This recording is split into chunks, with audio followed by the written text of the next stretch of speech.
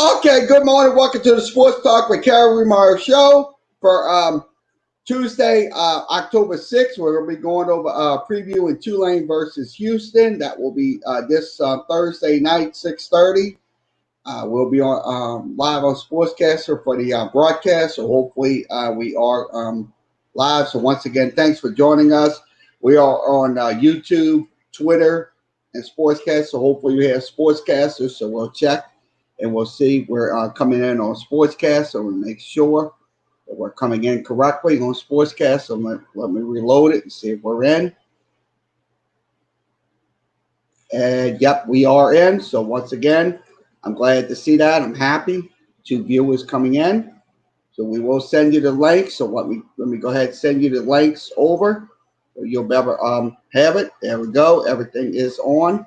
So we are set up. We are live. So once again, we are on all 3 networks today. I'm happy about that. So once again, thanks for joining us. We will be previewing Tulane and Houston this week. So Tulane and Houston week. Once again, also schedule changes this week. We don't know if we're going to have shows or not. Hopefully everything's up in the air due to this storm that we have in the Gulf, Hurricane Delta. So once again, please stay tuned. Once again, let's go ahead and switch this out. And let's go ahead and begin our Tulane press conferences. We'll have Willie Fritz. We'll also have Dana Holsom from Houston. He'll be talking about Houston as well. So, and also we'll be previewing it. So once again, thanks for joining us. So let me go ahead and cue these up. Give me 1 second to get these on. Go over to my YouTube side and cue this up. And we'll go ahead and share the audio, and we have everything on the screen. Okay, we'll go over to Willie Fritz's conference from October 1st, and then October yesterday. So we have him both him talking about this game this week against Houston. Let's go ahead and switch that out. Excellent. Just started back to work. Gave the guys a couple days off. We came in on Monday, and we lifted and watched the film from the Southern Miss game, and then we had off Tuesday and Wednesday. And I just let him be a college student and didn't practice. We've been going hard since June 15th, so I think it was a much-needed rest for the guys. And then we came out today and started prep for Houston. Today and tomorrow we're going to do team pictures. I like doing those during the season, so you get the real team. Sometimes people do it early in the year, and then there's 1 or 2 guys in there you wish you would have waited a few weeks because they're not on your squad anymore. So we had a good workout today, and in preparation for Houston. So we'll get a couple extra days in with them. We watched some film on them this morning from last season. Obviously, they have not played a ball game yet. They've had some tough luck with opponents being able to have a game, but it was good. It was a much needed rest for us. We've been going for a long time, and I think the guys are excited about it. One thing I wanted to mention, is Chase Kirshen, our number 36, our fine defensive back, has been voted as a semifinalist for the Campbell Award, which goes to the top student athlete in Division I college football. And I don't know how many people at Tulane have had that have gotten to this point as a semifinalist. It's very difficult to win this award. This is kind of the Heisman Trophy for student athletes in the country. So we're really proud of Chase. He's an excellent student, excellent player for us, excellent citizen, and I'm hoping that we get some traction to this so that he has an opportunity to win this award, because I think it should go to a guy that is he's going to be a 4-year starter, and he's an outstanding student, and he's at an incredible university. So I'll open it up for any questions anybody has. Billy, can you update us on Tajay, please? Yeah, Tajay. Unfortunately, Tajay's had surgery this morning, and he will be out for the year.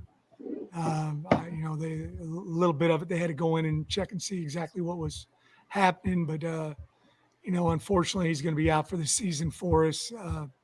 Feel for him. He's exactly what you're looking for.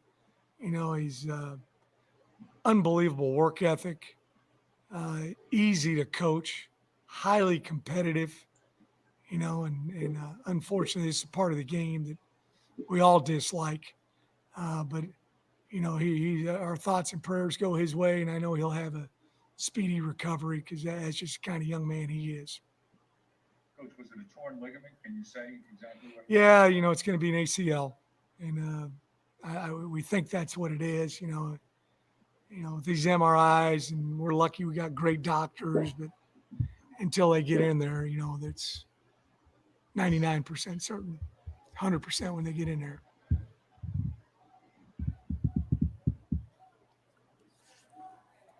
Hey, Willie, I know we're a week out from the game. Do you have any thoughts on what you're going to do at the quarterback position, or are you going to kind of wait it out until next week? No, Michael's going to be our starter, Michael Pratt. What did you like the most about what you saw from him, Coach? Oh, I thought he showed a lot of poise. I thought he showed accuracy. He ran the ball better than I expected. He tucked it and ran it a few times, and did a very good job. He knows how to get north-south. We're going to have to get him to run out of bounds a little bit more than what he did on Saturday. But, for a true freshman playing his first, Division I football game and the circumstances that he came in on, with us being behind, I thought he did an excellent job. Could you tell in spring coach and in fall practice that, like if you can tell like a quarterback has a really nice feel for the game, that it kind of comes naturally to him? Is that an attribute that you think he has? Yeah, I do think he does have that, and he's very calm, during the game, and he played a high level of high school football in Florida, played for the state championship. Florida's got great high school football, and he played a lot on traveling teams with some big time players, and so he's been around the game all his life. He's he just the tough part for us is having the quarterback live in preseason camp. That's the only position that if you lose that guy, it's hard, and because you can't, I can move a strong safety to corner or a right tackle, a left guard, but I can't do that at quarterback. So we don't do many things live, and then our style of defense, it's hard to have big windows for guys to throw in, and we may not play as much zone as maybe other people. So sometimes difficult to evaluate, but we wanted to get him in there, see how he handled things. He handled it well when he came in, and did a very nice job.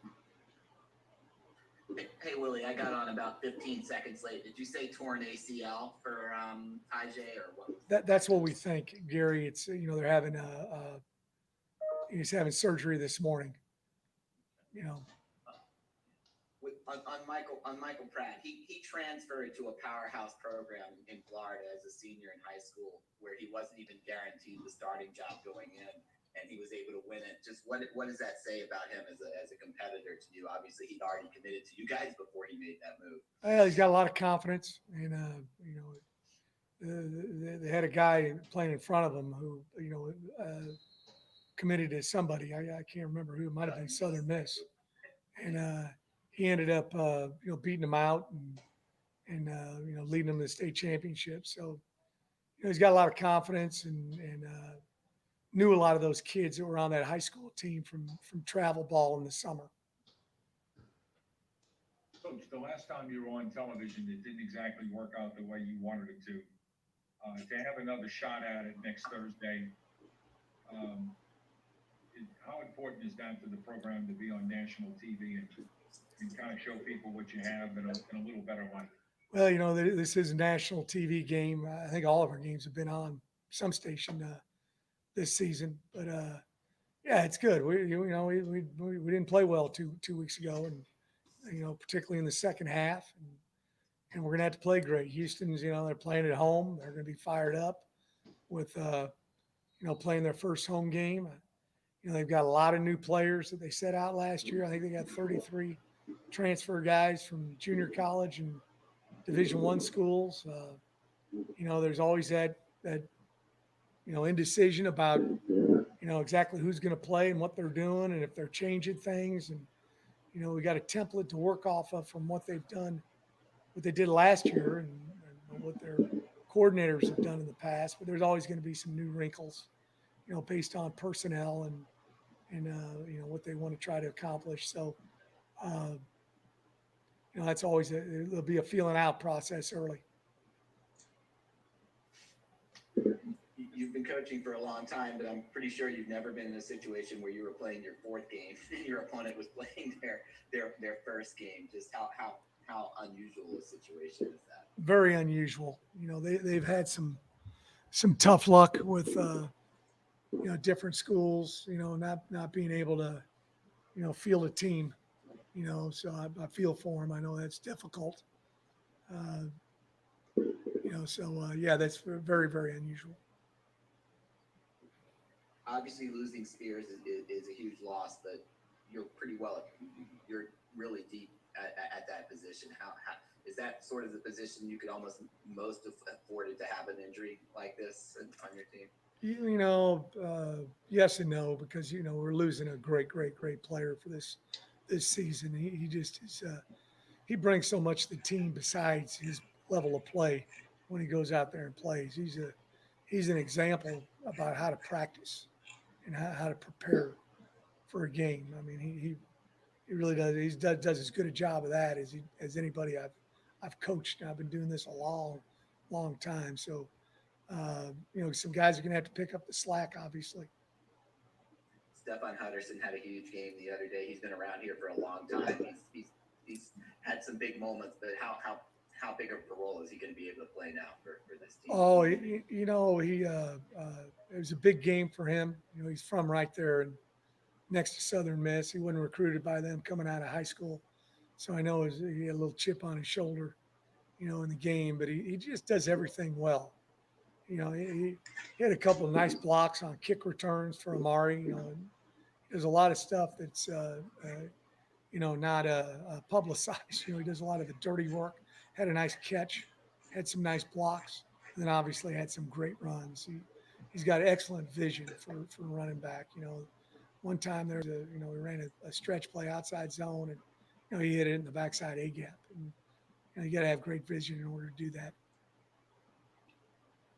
Coach, when your quarterback plays like that in a TV game, how much do you think that helps you with recruiting, especially a freshman quarterback plays like that in a TV game?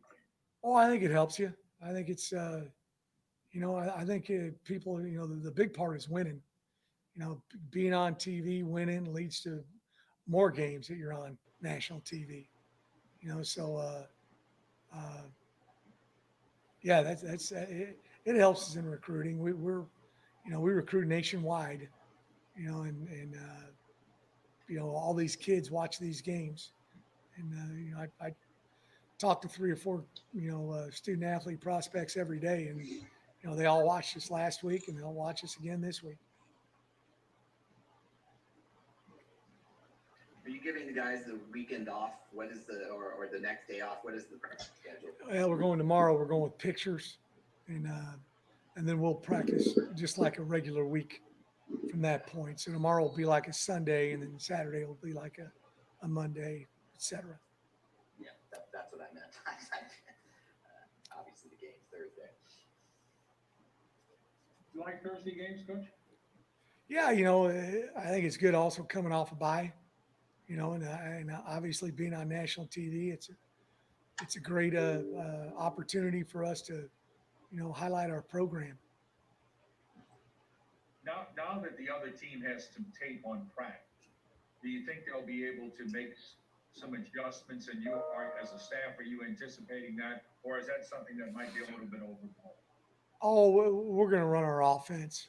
It's running the offense with quarterbacks is not that different. It's every once in a while you have one guy who's a much, much better runner than the other guy, or maybe the other guy can't run at all, and you eliminate some plays that you'd maybe run, but it's not going to be, there's going to be different wrinkles and things that we do that are going to be a little bit different, but it's not going to be totally different in any way, shape, or form.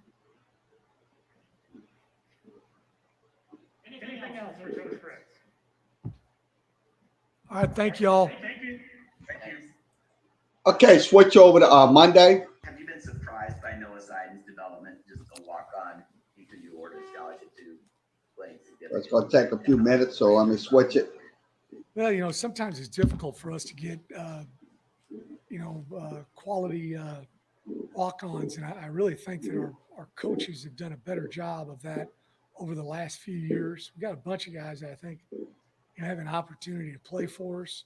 I think Noah had always wanted to come to Tulane, so it was an easy sell when we did recruit him a couple of years back. But he's a very good technique fundamental guy. Does a good job with hand placement and playing with good pad level and getting off of blocks. Coach Peoples, had him for a couple of years, and now Coach Dawson, and they do a good job with technique. And if a guy really follows what those guys are planning, as far as technique, he's got an opportunity to be able to play. He can be he's a big enough guy that he can be on, play inside, but he's also quick enough he can get on the edge and get on the outside of that tackle. So he's just gotten better and better the whole time that he's been here. Coach, any thoughts about maybe having to stay another night in Houston? Have you guys talked about that? If we have a weather situation here this weekend? Yeah, I think they're in the preliminary stages of talking about it, and we always explore every possibility. And I think the hotel we're staying at on Wednesday it would be fine with us staying there again, on Thursday night if we had to. But hopefully, we'll be able to get on back here on early Friday morning.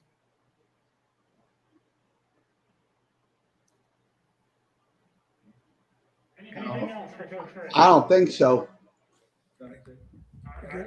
So once again, Coach Fritz, I'm going to tell you this. Look, Coach Fritz, what he said in this game, look, we're going to have to be more consistent going against Houston because, like I say, Houston didn't have a game yet. So this is going to be a game that we got to win this game. We got to win this game, definitely. They're going to run they're going to try to make some changes and stuff like that, but we have to continue to run our offense as usual and not cave into that stuff. So once again, we'll have the Coach Wholesome press conference in just a second. Let me switch this over. We'll begin with Coach Wholesome talking about the Houston Cougars. Let's go ahead and put that up on the screen, and we'll do that now. It's back. The return of the prestigious Learfield IMG College Directors Cup, honoring college sports. After this commercial break, so once again, we will be on, hopefully we'll be on this week. We don't know. We don't know what's happening. So hopefully we'll be on. We'll be on tomorrow. We definitely will be on tomorrow for Saints preview. We will be on.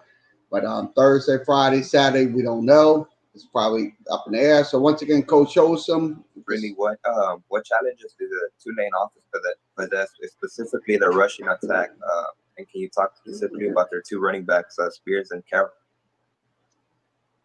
Yeah, well, they had a good one last year that went to the NFL. I mean, these guys, you're right. Their running attack is problematic. They do a lot of different offense. Willie's been an offensive guy for a long time and has been successful everywhere he's been. Yet, you add Will Hall with that, who brings some pretty good pedigree with him as well. They run a lot of offense. You can tell they got really smart kids that can handle a lot of that offense. They got a lot of experience with their O-line coming back and tight ends coming back, and a couple really good backs coming back. just the amount of stuff that they do. I think the big thing is are we going to be able to handle the speed of the game and handle the physical nature with how they play. The same thing with what they do defensively. They do a lot of different defense. Their D line is really good. They're good against the rush. It's the same guys that they had last year that gave us fits. I mean, there's just a lot of there's a lot of good stuff that they do offensively and defensively, and it's all predicated towards line of scrimmage, physical nature with how they play. Thanks, Andy. Next up, Greg Bailey, ABC 13. Greg. Dana, if I could you get a little more specific? How often have you guys been able to practice since we were last able to talk? And do you have any sense, you touched on a little bit, do you have any sense of any kind of improvements you were able to make over that span? I think it gets to a point where you're hanging on until you can play. I don't think you can continue to improve. We've tried, and our good on good periods that we've had have been very productive. But until you're in a game and the speed of the game is different, you're playing somebody else. Can you handle the speed of the game? Can you handle the physical nature with how a game is actually played? You can't tell that until you play. And that's what's the problem with us having, been ready to play for the last 3 weeks and haven't. This Tulane game could have got moved up a week ago. I tried to get our commissioner to do that. They wouldn't budge as they had Tulane had a bye week. We could have moved it up and then played Memphis next week, but that didn't happen. But anyway, we've been sitting here waiting, and until you like actually get into that game, you're not going to know. So I commend our guys on staying ready. I think if I would have got them out there and we would have practiced really hard and scrimmaged like we would in say like a spring practice situation, I think we would have got worse. So we've been ready, we've stayed ready, and now it's time to go play. And then at that point, we're going to see what we're doing. All right, up next, Christy Reichen, Associated Press. Christy, go ahead. Dana, I just wondered, is there anything in your career that you can compare this year to with the situation of everything you've had to go through without even getting to play a game? No, you can't compare this to anything. In my 22-year career or whatever it is, I've had 2 games. Before this year, I've had 2 games canceled. We had 9/11, which that was one game that was canceled, and then we rescheduled it later in the year. And then 2 years ago at WVU, we had a hurricane game that NC State got canceled. But then you're right back on track the next week.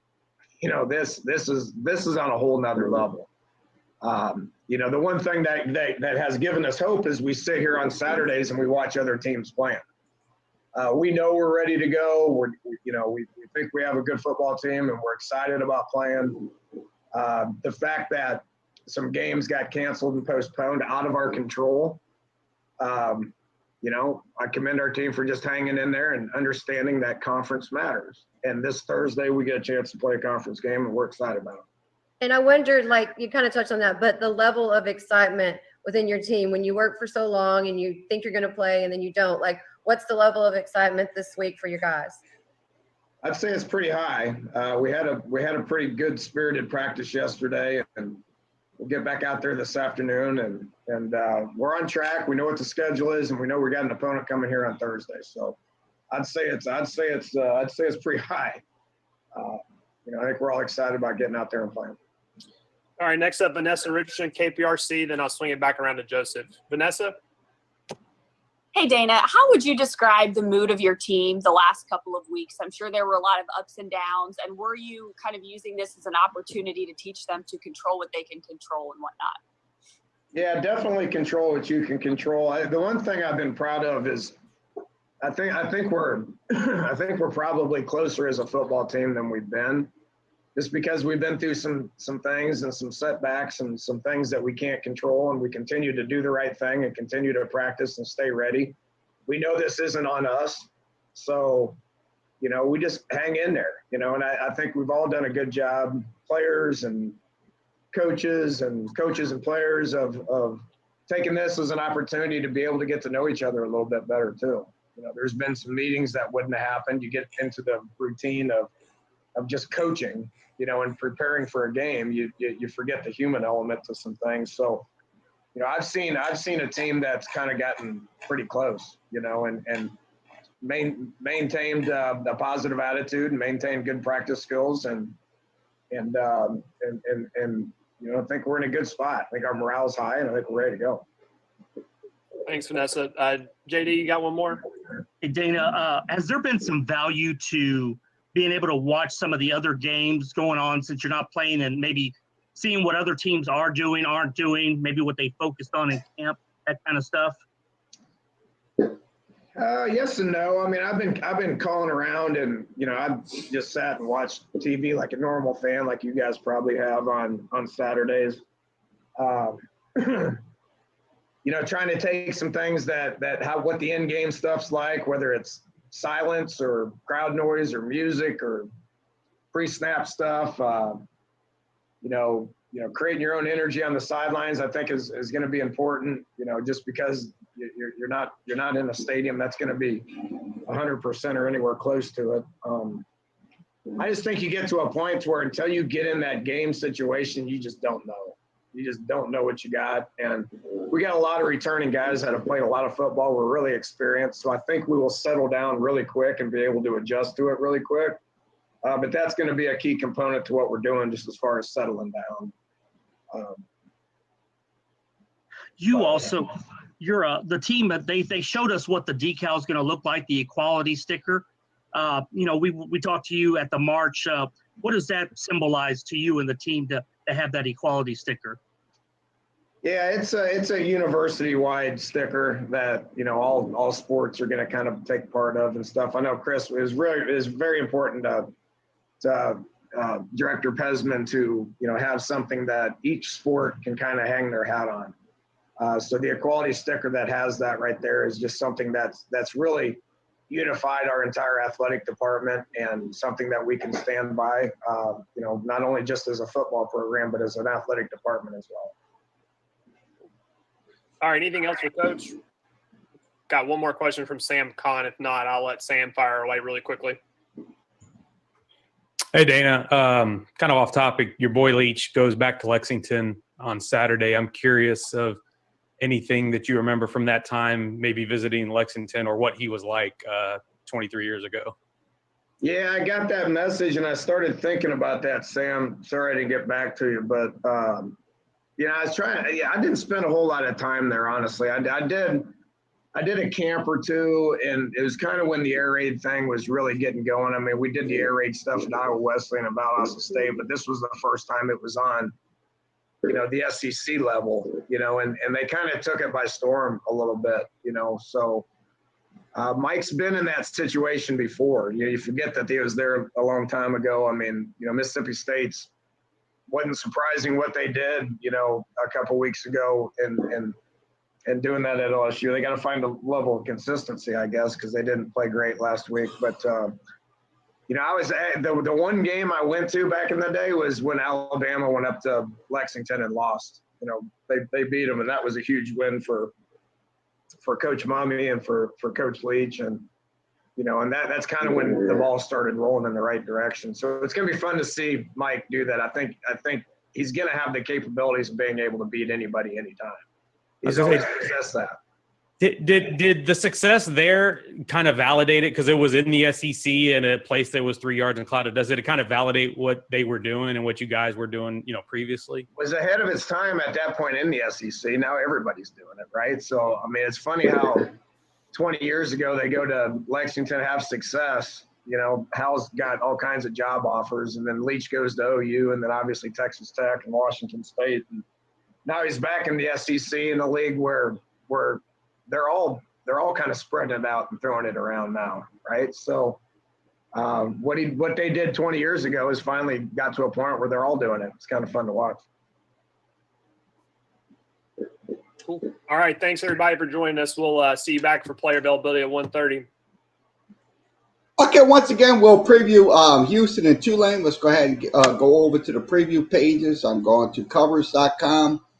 And we'll give you a preview of Tulane versus Houston this Thursday night. Let's go ahead and put that up on the screen. Tulane in Houston, 6:30 kickoff. Once again, let's break down. Tulane is 2-1. Also, they're 1-2 going against the spread. So that's probably the tip of the norm right there. Tulane is Houston is a 6-point favorite coming into this game. So that's just how they're going to see it going into this game. So that's how Vegas sees it. Okay, some injury reports. Let's give you those injury reports. Tajay Spears out for the season. Also, Corey Dauphine, Achilles. That's what they talked about. These are the injuries that happened. So let's give you the Houston's got some players that are out.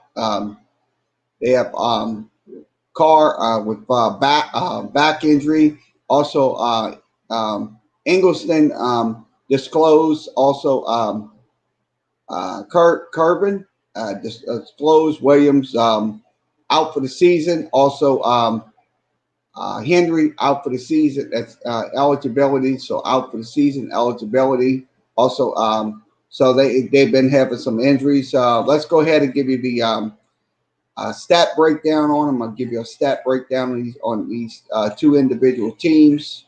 Okay, let's give you a stat analysis on them. Okay, let's give you stat analysis right now. It shows Tulane with rushing yards with 186 yards and 100. They go. This is the averages right here. Okay, Tulane's averaging 303 yards a game. That's on 45 rushes, and that's an average of 6.7 yards per carry. They don't have nothing on Houston yet. They didn't play a game, so we'll have to kind of go through their last couple of breakdowns. Let's see if we can get their breakdowns. We don't have much on them, so it's not much on them. So we're going to have to go to the other page, switch over. I'm going to switch over to the football database. We don't have much on there. So we'll give you their breakdown right here. Let's give you their breakdown. Okay, their breakdown. Let's go ahead and give you this is from last year's breakdown. We only have their last year's numbers right here. Last year, they ranked 6th in the American Conference, averaging 30 points a game. So they averaged 30 points a game in that last couple of 2019 season. So they averaged 230 points. They averaged 30 points a game. Also, total yards per game, they averaged 374. So they was ranked 9th in the AAC and 81st in the FBS. Also, in rushing yards, they ranked 188 5th. They ranked 5th in the conference, and also 38th in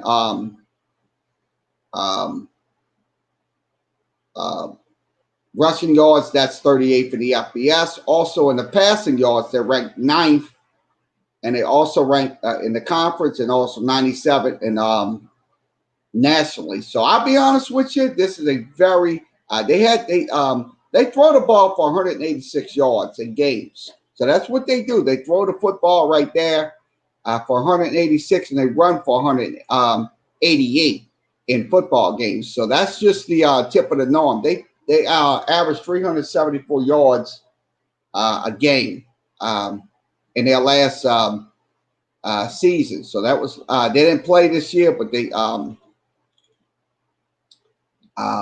they were supposed to play. They had COVID related issues, so that was just the on their third down conversions. Let's give it our numbers. Third down conversions. Houston averages 34%. So this is what we're concerned. This is what we're looking at right here. This is their offense right here. Their third down conversions at 34%, but their fourth down conversions are up to 70%. 70%. That's something right there. I mean, look, we're going to have to be ready for this team because they will convert on third and fourth down. So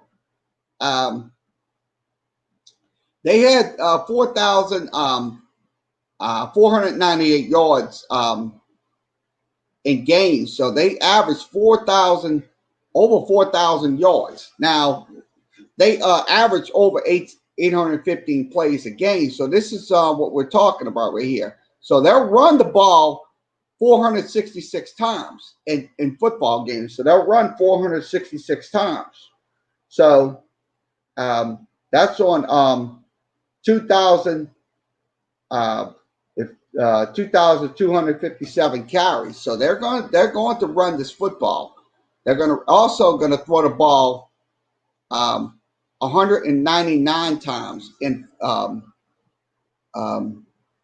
they're going to throw 314 times. So they'll throw 314 and they'll run 466 times in football games. So that's just what they do. That's what Houston does in games. So that's just their they didn't do it this year because their games were canceled. So, but we're looking at last year's stats right here. They score 44 touchdowns a game, Houston. This is a very good team who scores touchdowns in red zones. They score 20 on runs, 19 on pass, and then on returns. So they had 5 returns in games. So Houston, I'll be honest with you, this was a very good football team from last year. So Coach Holsom hasn't lost a step when you look at these situations. So that's just what we're looking at right here. So they average 233 first downs a game, but their main culprit of getting those first downs is on runs. So they will run the ball on first down. So they will get those first downs on runs.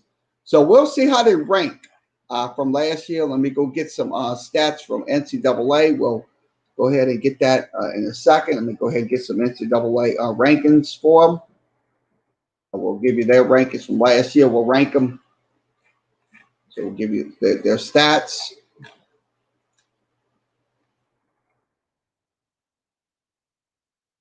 We'll go to their page. Let's see if we get their stats from 2019. So we'll go over to their stats. So we're going to get those stats from those.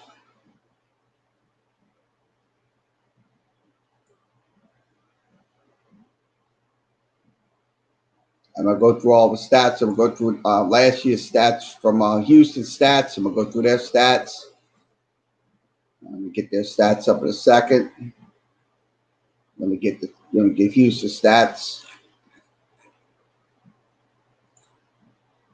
Okay, we'll go through all the stats from last year. We'll give you those numbers. We only have stuff from last year, so that's some of the stats we'll give you. We'll give you the rankings. We'll see how they rank them. Okay, let's give you some. Let's go ahead and go through some information. Let's go through the scoring offense. They are ranked. Let's highlight the ranks. We'll pull this in. They are ranked.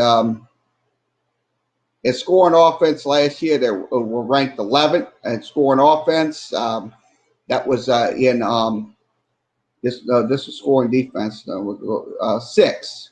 So they were ranked 6th in scoring offense last year. They were ranked 6th in the conference and also 51st in scoring offense. So that was in the games last season. So that was they averaged 30 points a game. So that was just the tip of the norm. So now let's see. Total yards. Let's see how they rank them in total yards. We'll give them, this is from NCAA.com. So we'll be going through all the information here as well on the Houston Cougars. Let me see. Get those up on the screen. Okay, total offense. We'll go right to the total offensive category. This is where we're going. Okay, they were ranked 9th in the American Conference in total offense. They averaged 391 yards a game. That was 391.5. They also was ranked 78th in the national rankings. So they were ranked 78th in the national rankings. So these numbers right here might be a little but they were ranked 78th in the national rankings for the Houston Cougars. Okay, that was the total offense. Let's go to the passing offense. Let's give you a number on passing offense on Houston.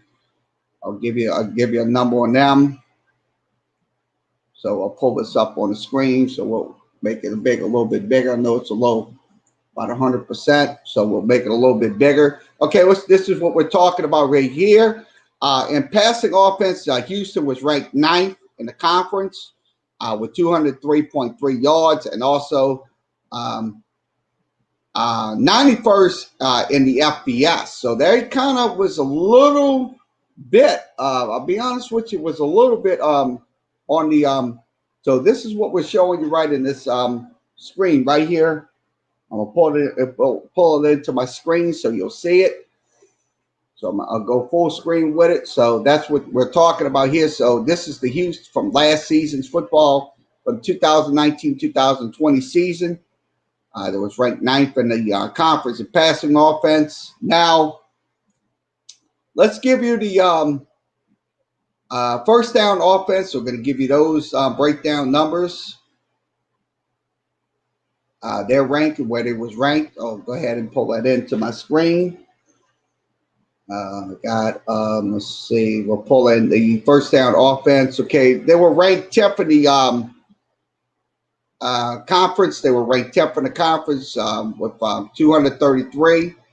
They was ranked 100 in the national ranking. So I'll be honest with you, if you can get off the field on third down, you'll be fine. If you get off the field on third down, you'll be fine, because that's something we have to be concerned about. It's their first down offense in general.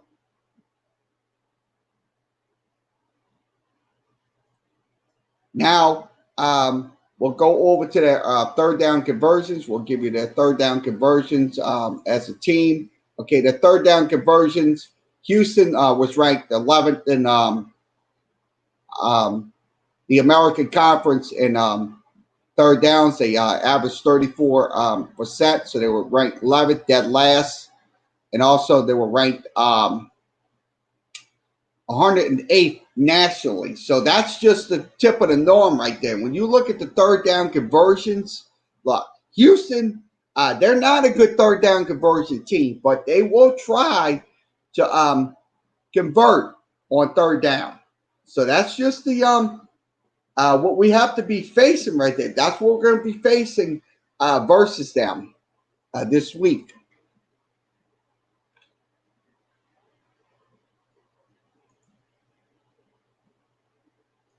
Now we'll give you the fourth down conversions. Let's give you the fourth down offense. I'll give you that in a second. The fourth down offense was this was on offense. They averaged 70% on fourth down, so they were ranked third in the American Conference going into the 2019-20 last season, and then it were ranked 10th overall. 10th overall. So that's the thing. They will convert on fourth down, Houston. So defensively, we have to be on our toes. If we going to win this football game this Thursday night, we have to be on our toes against that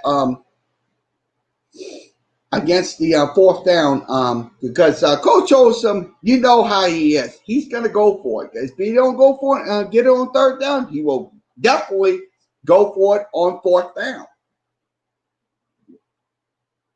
So that's just the start of it right there.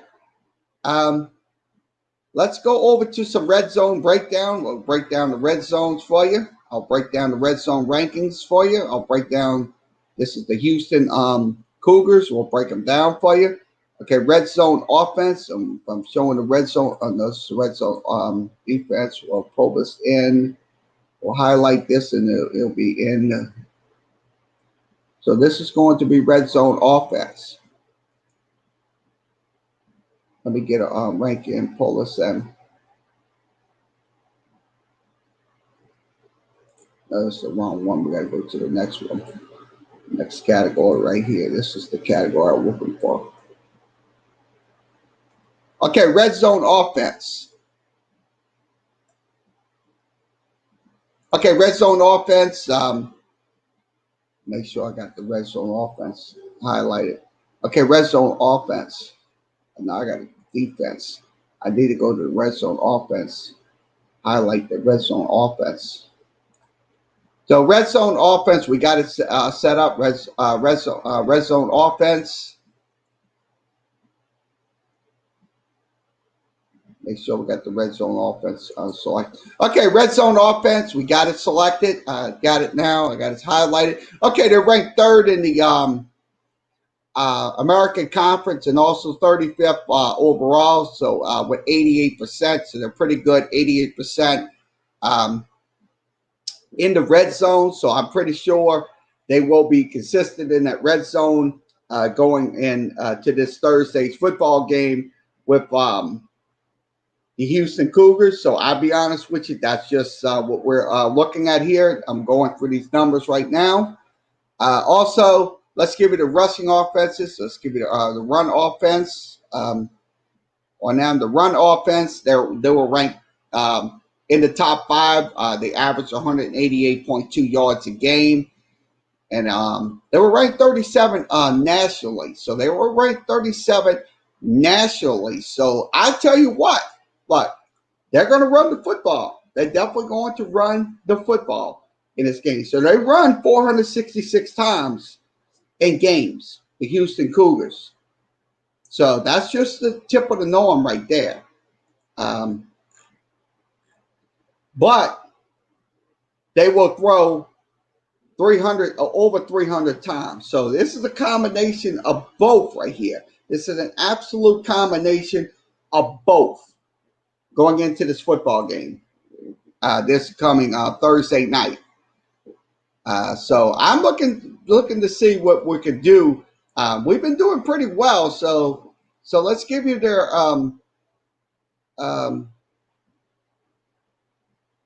time of possession. Let's give you their time of possession rankings. We'll give you the time of possession rankings. So pull these up. Okay, time of possession rankings. They rank 4th in the American Conference, so 4th in the American. Also, they're ranked 38th in the American Conference, averaging 31 minutes a game. So they're on the field as long as the defense is. So they're averaging 31 minutes on offense and not much on the defensive side. So that's just what we're looking at right here on these stats screens. So like we're going to go over there, break down there. So that's just the thing right there. We're going to have to be consistent going into these games versus them. So that's what we're going to be doing. So we're going to switch over to the Tulane side. We're going to do that in a second. I'm going to go ahead and switch that over. Give me 1 second to switch it. I'm going to switch it over to the Tulane side, give you an in-depth offensive look at Tulane's offense. So we'll pull that in. This is from this year. We'll go over to this year for them. We'll switch this over, and we'll get this in.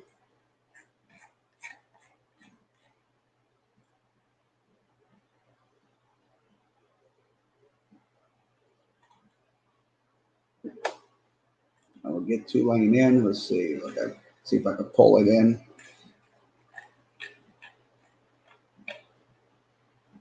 Gotta go by conference. Gotta go by conference. I'm gonna go by conference here. I'm gonna go by conference. Okay, Tulane. Let's give you an offensive breakdown on them. How they ranked this week. So let's give you that number. This is from 10-3. These are the rankings from 10-3. Let's give you those numbers. Okay, scoring offense, Tulane is ranked. Let's see, let's pull this. Scoring offense, Tulane is ranked.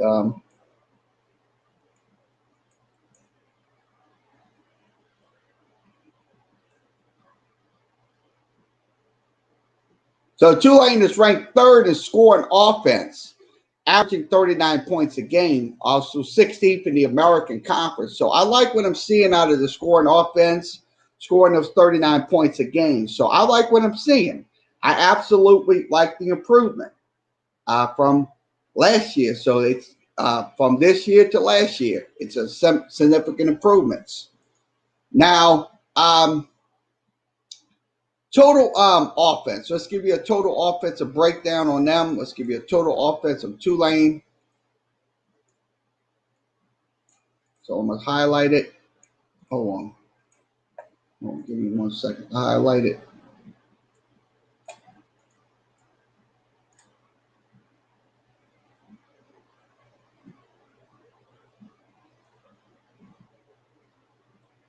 No, that's the wrong one. Okay, we'll pull this up. Go to the right one right here. Okay, Tulane's averaging 445 yards a game. They're ranked fourth in the Americans, so that's good. That's top 5 finish right there for the offense, and also 24th nationally. So I like what I'm seeing out of this offense. Putting up 445 yards a game, so that's amazing right there for this Tulane offense. So I'm looking forward to seeing more out of this Tulane offense this week as we progress against Houston. That's just what we're looking at. Okay. All right. Let's give you the breakdowns on first down offense. We'll give you those first down offensive numbers. I'll give you those. We highlight my numbers on this. Hold on. So we'll highlight it and we'll give you these numbers right here. Okay, these first down offensive numbers right here. Tulane's ranked third in first down offense with 67 first downs. They're also ranked 27th in the FBS and first down efficiency. I like that. That's just what I like to see out of the offense again. So I would like to see that continue throughout this season. Being in the top 5, so they should be in the top 5, maybe in the top 10. So that's not too bad there. It's for the Tulane Green Wave.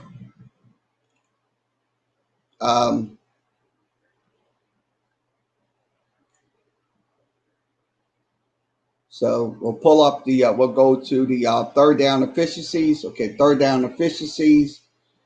Tulane's ranked 8th in the American Conference with 27% of their first down. So once again, that's just not good enough. Third down conversions have to be a little bit more better.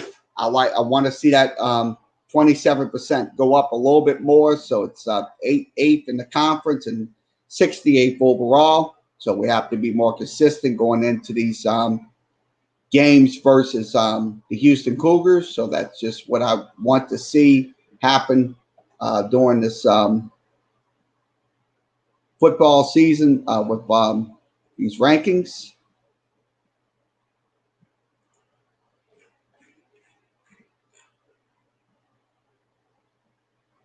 I don't know why we don't have Tulane set up on that.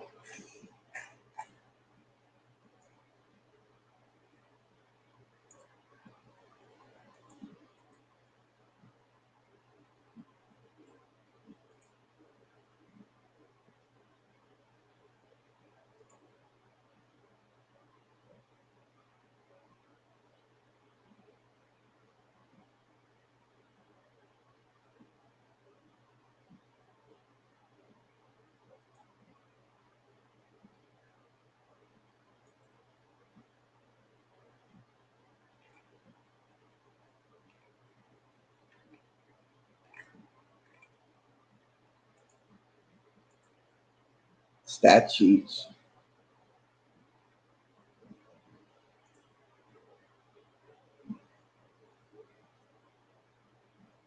Trying to get back to the stats.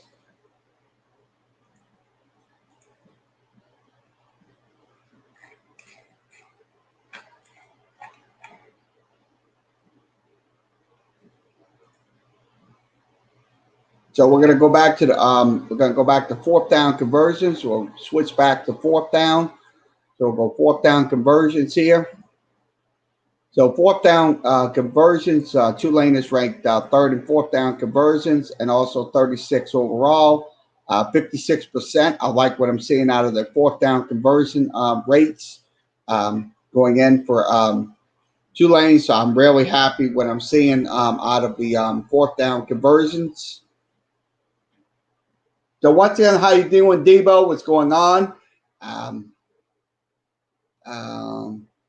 So that is what I'm talking about. Okay, let's go to the passing offense. Let's begin our passing offensive breakdown. Let's give you that passing offensive breakdown. Okay, pass offense breakdown.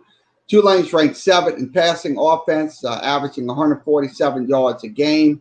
That's 65th in the national rankings. So that's just the tip of the norm right there. When you look at the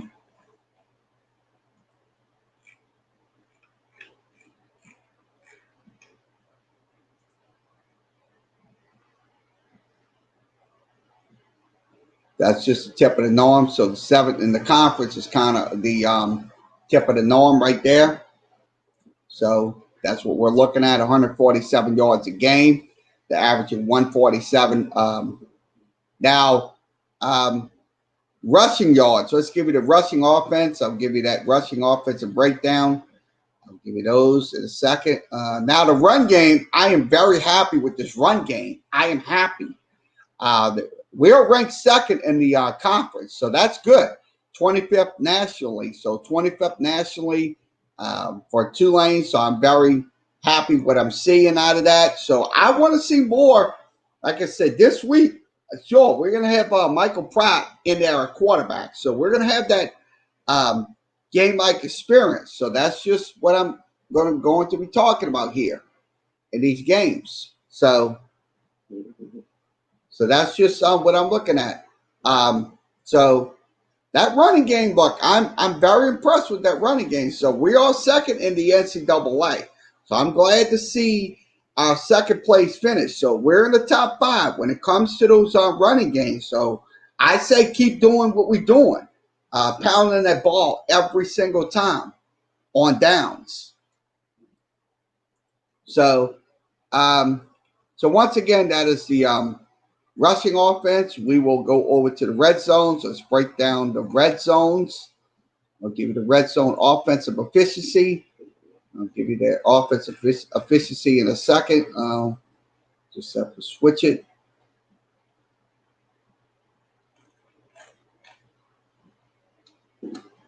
So I like seeing offensive efficiencies like that. I really do. It makes me pleased with that offensive efficiency. I don't know why we're not getting these stats in.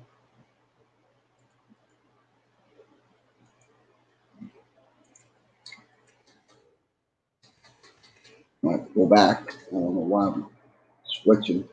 Keep switching.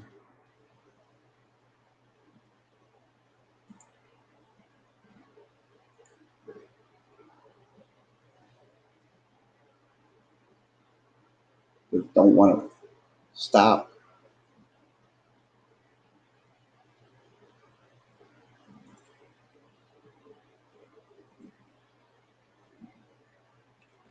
Let's give you the red zone offensive efficiency numbers. I'll give you those. Let's see if I'll give you those in just a second. On Tulane, we'll give you those on Tulane. You get those up.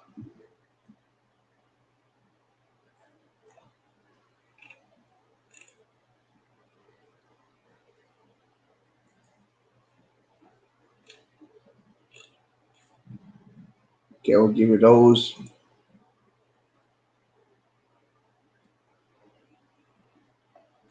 Okay, let's give you those red zone offensive efficiencies. I have that page up, so let me get that. Switch that page. We'll switch this over to the next page right here. Okay, this is the Tulane efficiency right here. I got it right up on my screen. This is the Tulane Green Wave. Red zone efficiency, red zone offense. I'll highlight it once again. The red zone efficiency, we are ranked 22nd in the conference. So we're ranked 22nd in the FBS. So we're ranked 22nd in the FBS. So we're pretty good in the FBS numbers. So I like what I'm seeing in those red zone efficiency numbers going into the that's in the FBS. We don't have conference. We'll see. We got the conference numbers. Let's see if I got those conference numbers. I'll roll them back up. We'll go to the conference numbers as well. We'll give you those conference and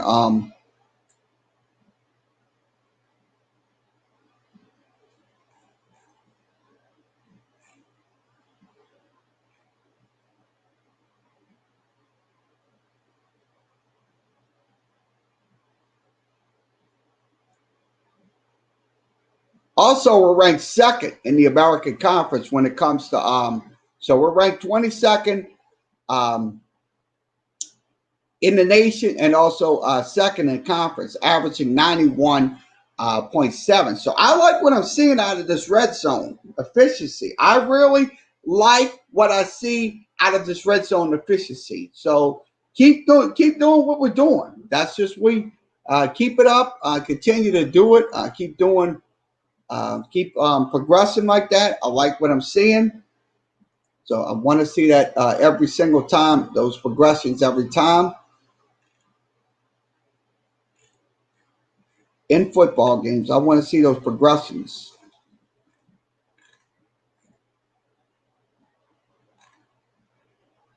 So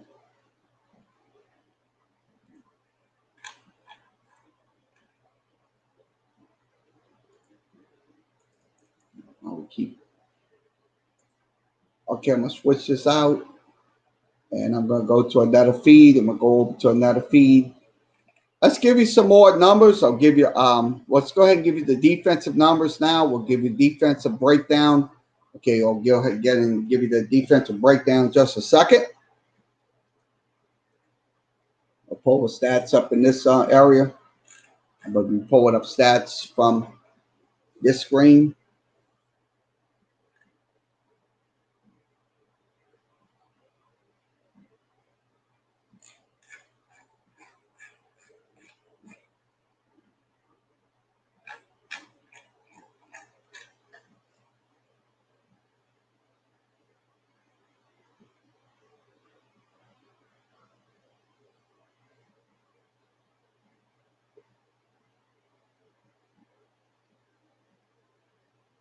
So I'm going to see if I get some defensive numbers on them.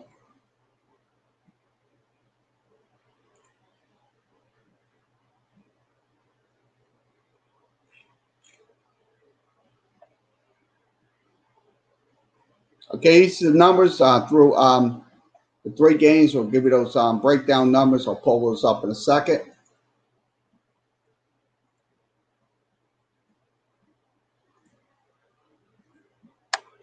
Okay, this is the defensive numbers. I'll give you the numbers through 3 games. Let's go ahead and give you those defensive numbers. I'll give you the defensive totals.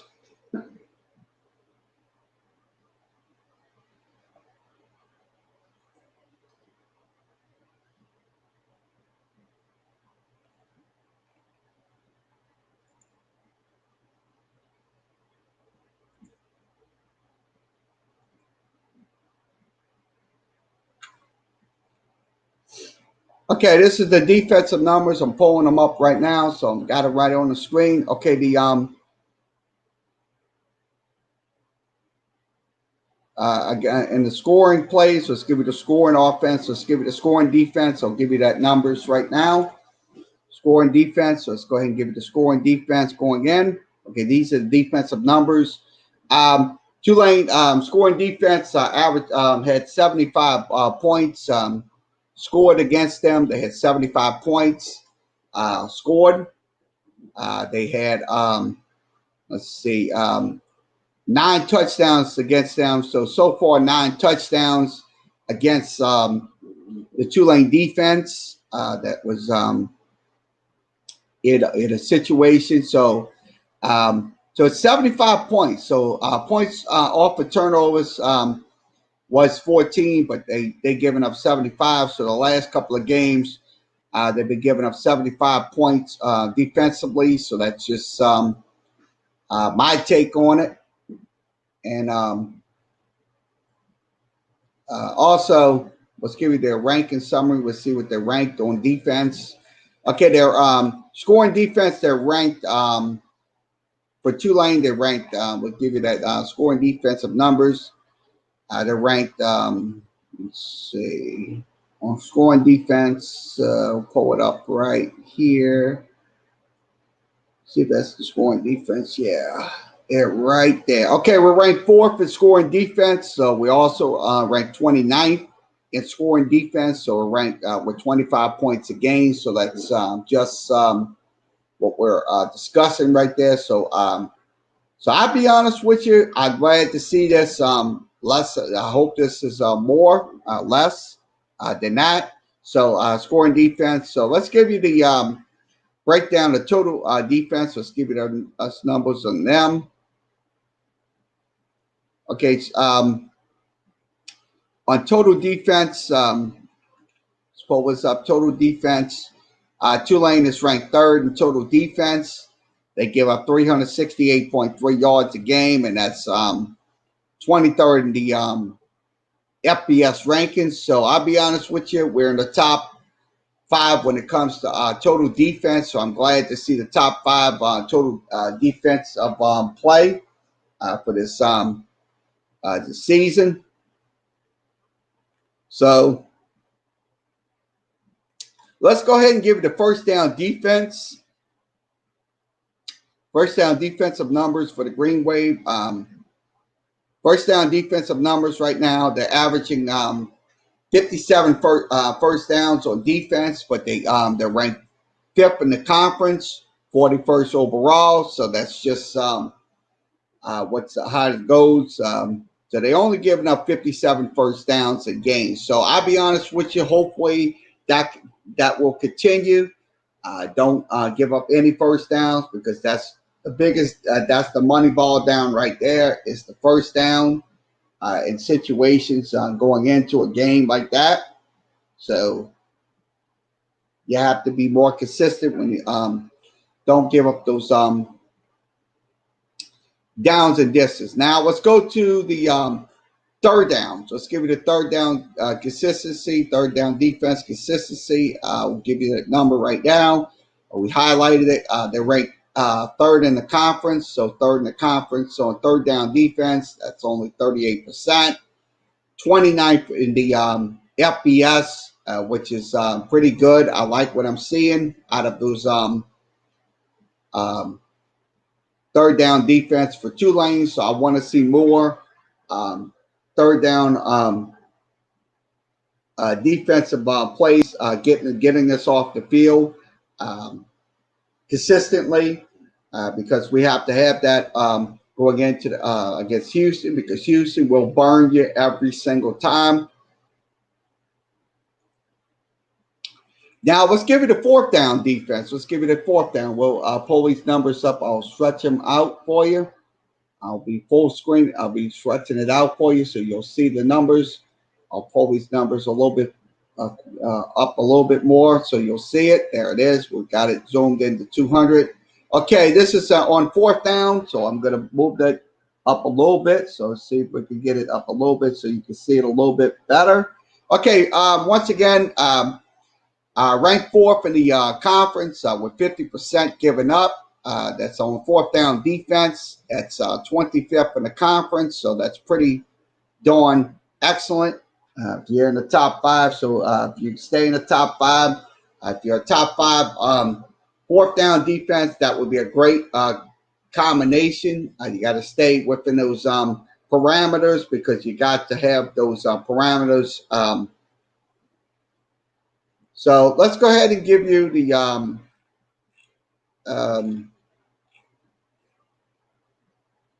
pass yards allowed. Let's give you pass yards allowed.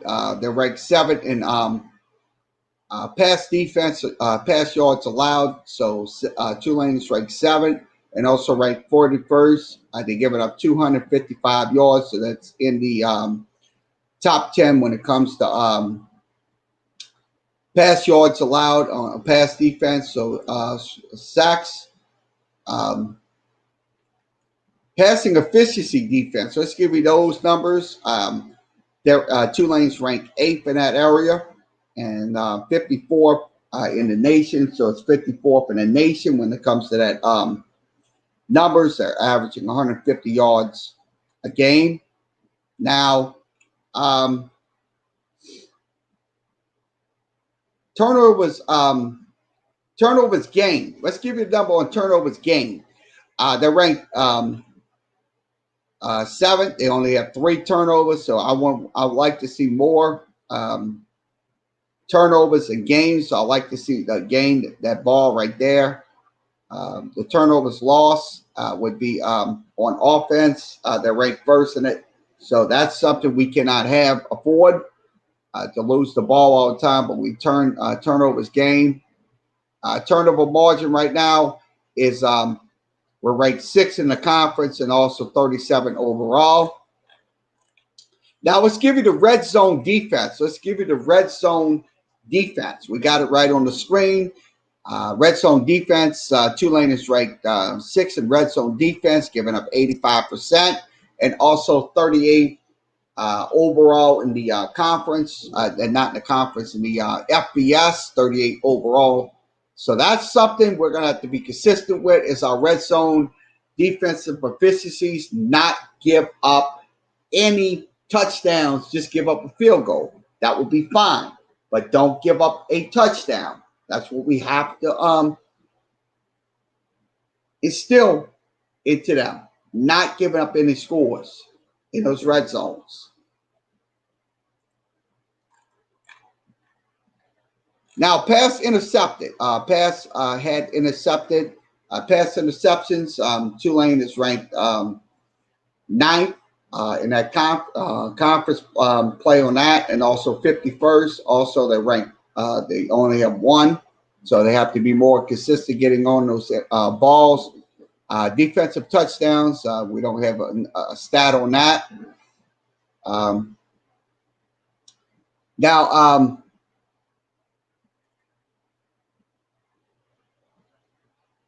So I'll be honest with you. We have a lot of work to do this week versus Houston. So we have to play.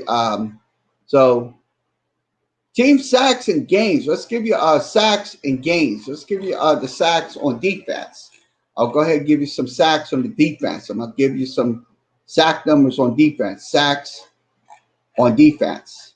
Let me go ahead and put that up on. Let me go ahead and scroll that down and see if we can find it.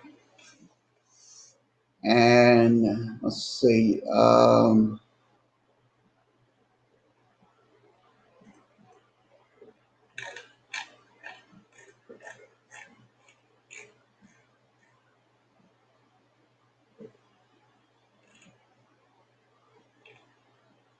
Okay, sacks. Team sacks.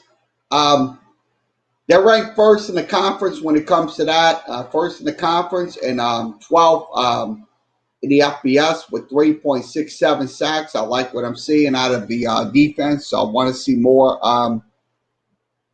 sack play coming out of this defense. I know we can get some pressure on that quarterback. I think we should be able to get pressure on their quarterbacks going into their game versus Houston. So I'm kind of positive about that. We will get sacks in a game this Thursday. Now, sacks allowed on offense. We are ranked 1st in that area.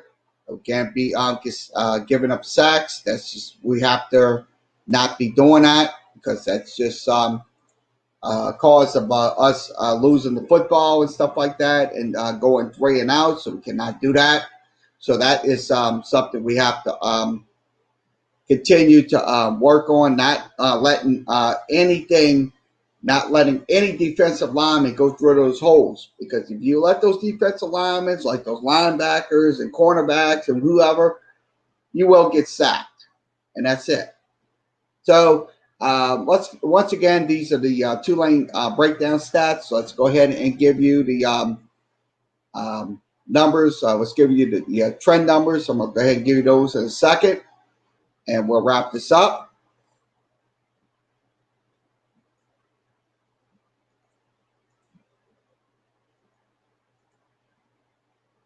Okay, I'll pull up the trend numbers right here. I'm going to pull up some trend numbers. I got the trend numbers on my screen, so we'll show them up in-depth stats. We'll give you an in-depth numbers on them on both teams. So let me get this switched in. I don't know why we can't get it switched in quick enough. There it is. We got the trends on the screen. Okay, the ATS trends. Tulane is 4-0 in their last 4 games after accumulating 170. After accumulating less than 170 yards passing in the previous game. Also, Tulane is 14-3 in their last 17 games on turf. Also, 4-1 Thursday games. So I like what I'm saying. That's against the spread. Also, Green Wave is 4-1 in their last 5 games in October. Also, 2-5 in their last 7 games after allowing more than 280 yards in previous games. Also, but the only objective is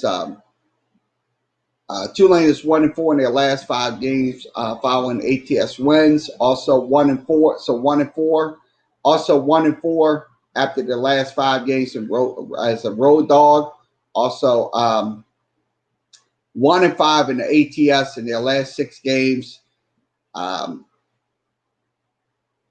Following straight up wins of more by 20 points. Tulane's 0-4 in straight up wins. So that's just what we're talking about here. Now let's go over to the Houston Cougars. Houston right now is 3-8 versus teams with winning records. So they're 3-8 against the spread. Also 1-4 in their last 5 games as a favorite. So they're not very good covering the spread. And also the Cougars are 0-5 in the ATS in their last 5 games following a bye week. So they're 0-5. So that's going into the game. Now, over and under trends, we'll go to both teams. Tulane is 5-1. Last 6 and 39 games. So that's just an amazing situation. They're in the unders. Also, Tulane is 7-2 in their last 9 games after allowing more than 40 points in previous games. Also, 6-2 in their last 9 games after accumulating more than 450 yards in previous games. Also, let's see, they're ranked they're 9-3 in their last 12 games as an underdog. So they're pretty good as the underdog roller, 9-3. So that's just a start of it right there. Also, Green Wave's 8-3 in their last 11 games after accumulating less than 170 yards passing in previous games. 8-3 and 1 after a bye week. That's in last 12. Also 23-9 in last 33 games after allowing more than 280 yards in previous games. Also, that's in the under. Tulane in their last 7 games is 5-2 straight up after winning 20 points or more. Also, in the under, Green Wave is 5-2 in their last 7 as a road dog. Also, 7-3 and 1 in the last 11 as a after allowing 100 yards rushing, and also 9-4 in the over in October. So that's just the start of those situations. Now, Houston, let's give you Houston's numbers. Houston is 5-1 in their last 6 as with teams with winning records. Also 8-3 in their last 12 after a bye week. Also 10-4 last 14 conference games. So that's just they're 10-4 there in the over. Also in the under, they're 9-4 in the month of October. So that's just the start of the. So we use these trends to give you an idea on how these teams will progress in the in those games. So that's just how we do it. Also, let's give you more. Okay, we'll give you more information. In the head-to-head trends, Tulane is 2-6 in the last 8 meetings in Houston. Also 4-12 in their last 16 meetings, and also 4-1 in the last 5, and also 13-3 as the last 16 meetings progresses. So I'd say once again they have them at 6, but I think it's going to probably be maybe close to 7 to maybe 9-point win. Probably if Tulane could come out and not mess up, because look, if you could keep Houston off balance for 4 quarters, you'll be fine. The Green Wave will be fine. So that's just my opinion. So, well, I think Tulane win this game. Of course they will, because look, we got that quarterback now, Michael Pratt. Michael Pratt is going to make some significant plays. I hope he does. But Houston might bring pass rushers. They might bring some good pass rushers. So I'll be honest with you, but we don't know who their quarterback's going to be for Houston. We don't know. That's probably going to be a significant situation going into this game. So we'll see who it is, and we have to put some pressure on them. Whoever it is, we put pressure on them. We don't give them an inch. So once again, let's wrap this up. We've been on an hour and a half. Once again, thanks for joining us for this edition of Sports Talk with Kerry Wehmeyer Show. We'll be back later on Sportscaster for Sports Time New Orleans podcast. We'll go over. We'll be on the networks again. We'll be on Sports Time New Orleans. We'll go over news headlines. So we'll be going over regular news headlines here. We'll be live tonight. So if you want to come back on and video chat with us, we'll send you the link through StreamYard. So so once again, I'm glad to see Sportscaster back on our network. So once again, everybody have a good rest of your Tuesday. We'll be back later on here on StreamYard for Sports Time New Orleans Sports Podcast live here on StreamYard, and also YouTube, Twitter, and Sportscaster. So once again, like, share, and follow us. Follow us on Twitter. That's the Twitter page. That's Talk Kerry. Also follow us on Facebook as well. We'll be back on Facebook after we get off our little punishment and stuff like that. So once again, we'll be back on Facebook in a couple of weeks. Once again, follow us on YouTube channel. We are streaming live there for the next 30 days. Also, follow us on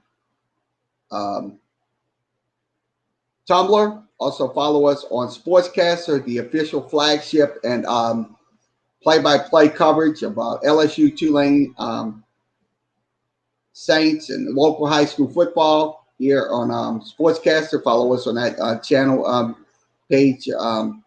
That's my channel page. Follow that. Also follow me on Twitch. We are going to be on Twitch the next weeks. Also follow us on Instagram and follow us on Skype. That will be, and also once again, LinkedIn. Follow us on LinkedIn, and also follow us on the blog page. We will put blogs up there. We definitely will be doing that.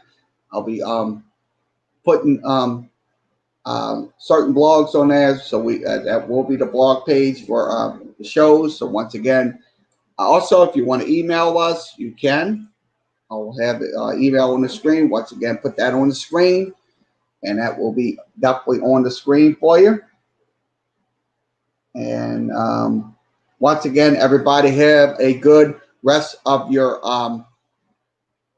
Tuesday afternoon. We'll be back later. Hopefully, we get some good news about the storm. Hopefully, we won't be as bad. But if we have to be off the air, we'll have to be off the air for a couple of days. We don't know. So this is we're going to be up in the air. We'll be here tonight. We'll be here tomorrow. Thursday, Friday might be up in the air. So and on the weekend. So once again, everybody have a good rest of your Tuesday, and we'll see y'all later.